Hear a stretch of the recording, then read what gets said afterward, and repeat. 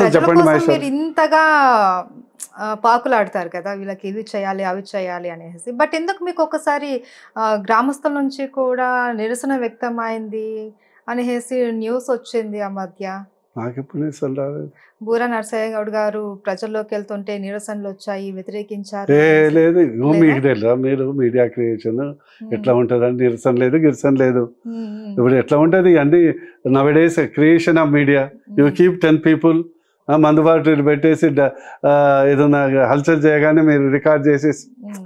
So so అవన్నీ ఇదంతా కాదు మీడియా క్రియేషన్. మీడియా క్రియేషన్ అట్లాంటి ఏం లేదు. హ్మ్. ఐఎమ్ అజాత శత్రు మోస్ట్ ఆఫ్ ద పీపుల్స్ అందరూ కూడా అజాత అదే శత్రు చెప్తారు. నేను డెవలప్మెంట్ పీపుల్ ఆర్థికంగా ఉండాలి, హ్మ్. ప్రతి ఒక్కరి ఇంట్లో మంచి ఇల్లు ఉండాలి, ఇంటి ముందర కారు ఉండాలి, పిల్లలు మంచిగా చదువుకోవాలి. దట్ ఈస్ మై హ్మ్. End point of the politics. Yes. అంతే కదా. అంతే. బీఆర్ఎస్‌లో బూర నరసయ్య గౌడ్ గారు అండ్ ఈటెల రాజేందర్ గారు ఇద్దరు ఉన్నారు.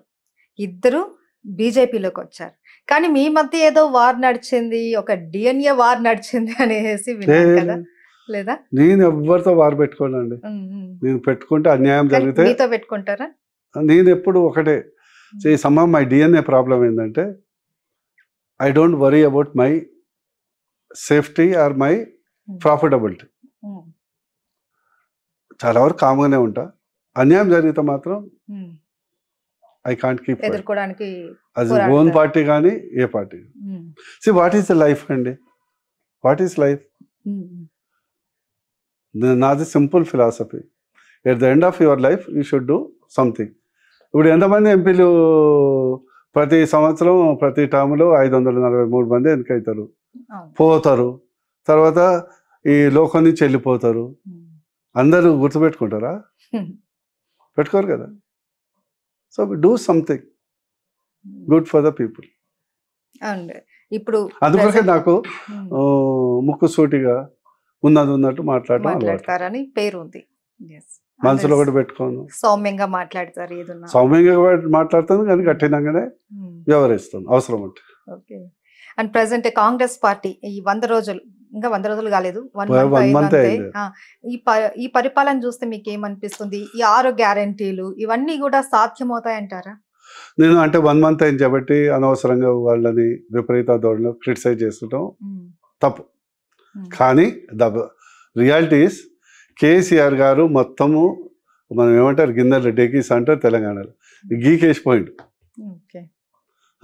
ఒక మెతుకు కూడా అందులో లేదు.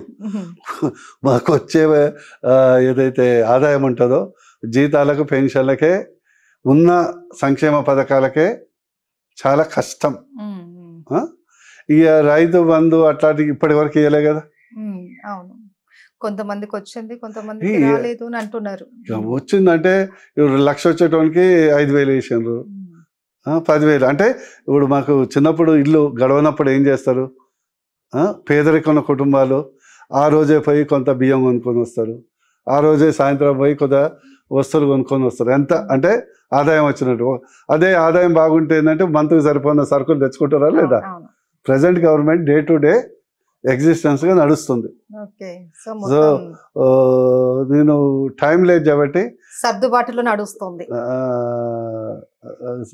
ఇప్పుడు ఇంకోటి ఏంటంటే మీరు before Congress government after Congress government ఫోటోలు తీసుకోండి.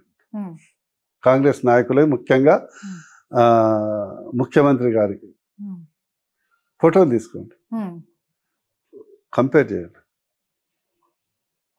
మీకు అర్థమైంది. వాళ్ళ ఫేస్ని కంపేర్ చేయండి, ఎంత ఆందోళనకరంగా ఉన్నాయో ఫేసులు. అంటే అంత ఫండ్ సరిగ్గా లేకపోవడం వల్ల, తగినంత లేకపోవడం వల్ల. ఎందుకంటే ఎంతో ఆకాంక్షతోని ప్రజలు ఓట్లేశారు. వాళ్ళు ప్రూవ్ చేసుకోవాలంటే డబ్బు ఉండాలి. అదే బీజేపీ ఉంటుందో మేము ఏదో కేంద్ర ప్రభుత్వం కాబట్టి తాత్కాలికంగా రిక్వెస్ట్ చేసి 10,000 కోట్లు తెచ్చి ఏదో ఒకటి నడిపించేవాళ్ళం.